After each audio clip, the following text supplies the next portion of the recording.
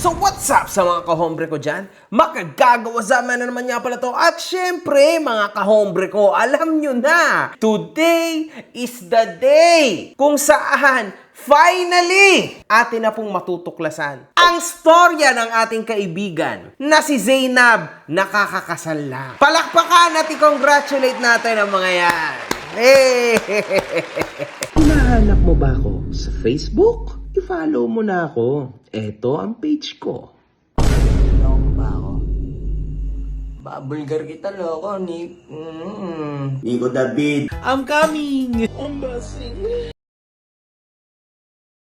Mga kahombre ko, ito yan ha. Noong July 2024, nag-propose si Ray Parks kay Zainab. At ngayong June 2025 lang sila ikinasal sa napakagandang lugar sa Tagaytay. Okay? Ang full video ng kasal ay uploaded sa YouTube channel ni Zainab. At iba sa mga pamilya nito ay nagawang dumalo. Okay? Okay naman lahat, di ba? And kung mapapansin nyo, mga kahombre ko, napakatindi po at napakalakas ng views ni Zainab sa kanyang bagong video ng kasal niya. What's up, boy? Ngayon, mga kahombre ko, kumakalat din ngayon sa social media kung ano man ang nangyari sa kasal nila. Una sa lahat, yung tinatawag na no cellphone policy. In short, bawal mag-record sa kanyang kasal. Okay? Bawal ilabas ang cellphone. Which is, I think, it's a good thing, mga kahombre ko, for me, ha? What the fuck, bro? Bilang ikaw ay influencer, alam mo naman na yan ang trabaho mo.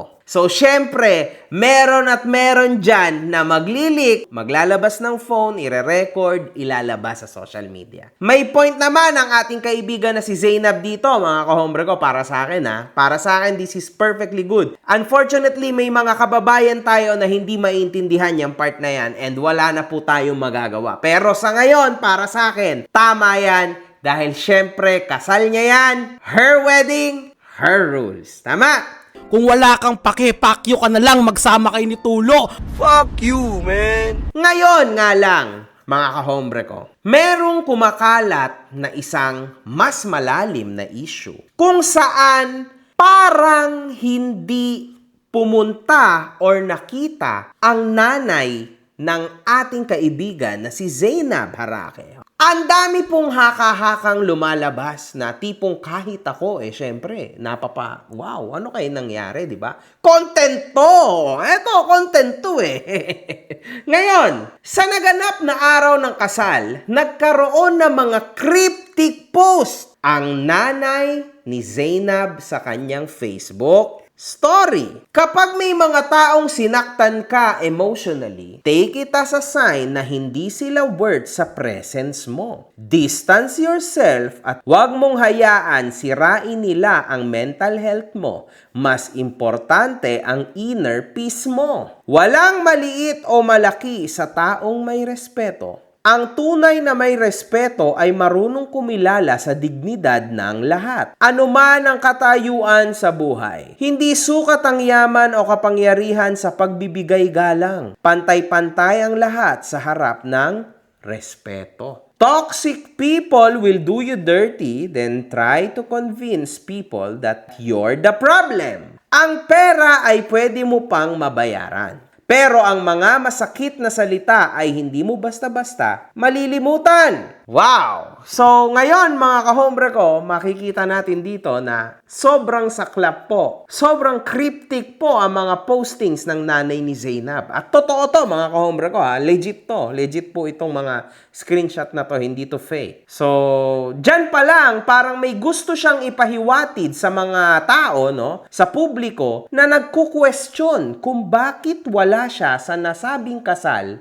ni Zainab. Fuck you, makagago. Meron siyang nasabing pera sa kanyang cryptic post. Well, mapapaisip ka rin talaga, no? Kasi lalong-lalo na at lumalabas po, at obviously nasa video ni Zainab, na merong bigatin at napakamahal na regalo si Zainab sa kanyang asawa na si Ray Parks, which is yung Land Cruiser, mga kahombre ko. That's almost 6 million peso worth ng kotse. Pero ewan ko, Oh fuck, makagago! Hindi naman natin alam, sa totoo lang, di ba? Kung ano nga ba talaga ang nangyari between Zainab's mom and Zainab herself. So, anong masasabi natin? Malamang wala talaga. Tama? Tahimik na lang tayo dyan. Ang mahalaga, nakakachismis kayo. Pero mga kahombre ko, nakatanggap naman daw di umano ang nanay nito ng invitation letter, si mother of the bride, mother of the groom. So, may imbitasyon. Ang tanong, bakit hindi siya pumunta or dumalo sa kasal ng anak niya, which happens once in a lifetime? Eto, Ngayon po ang ating Independence Day. At dahil Independence Day, maging independent ka na at tumalpak ka na. Meron o wala lang naman ang pipili mo nasa link down below. nakita ko ang nanay ni Zainab noong June 1 around 6 to 7:30 p.m. sa Alpha Mart dito sa Silang, Cavite. May pumasok na dalawang babae, yung isa mas matanda, naka-formal like kagagaling lang sa event. Habang pumapasok siya sa pinto, nagsasalita siya. Not exactly but the same thought. Ako na sariling nanay, hindi pinapasok ni Zainab sa kasal. Gusto nilang sumikat, lalo silang sisikat sa ginagawa nila.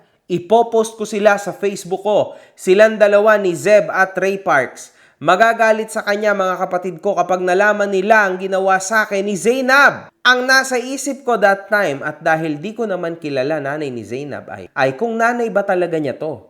Siguro malapit lang dito ikinasal si Zainab. Pag uwi ko, chinek ko agad sa FB at TikTok si Zainab at mami niya. Then confirm nga, yung babaeng nagsasabing di siya pinapasok sa kasal ay nanay nga ni Zainab.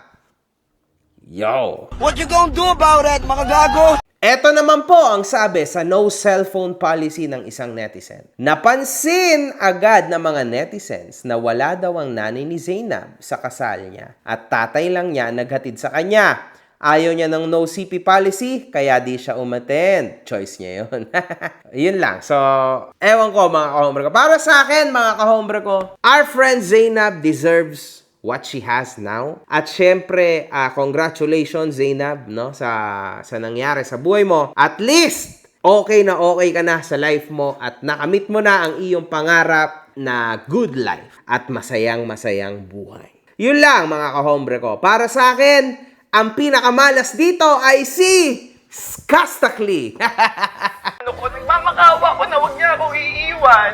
Kasi lagi niya akong iniiwan sa bahay. Days, inamin niya lahat. Tapos yung inamin niya sobrang brutal na. Ay, gusto ko talagang may... I don't give a fuck! Suntukan! Marami kang pera, makagago. Suntukan tayo. Sinapak ko si makagago, balitan yon. Sayang, sa kanya na sana yung Land Cruiser. Bad trip, man. One love. Good fucking vibes.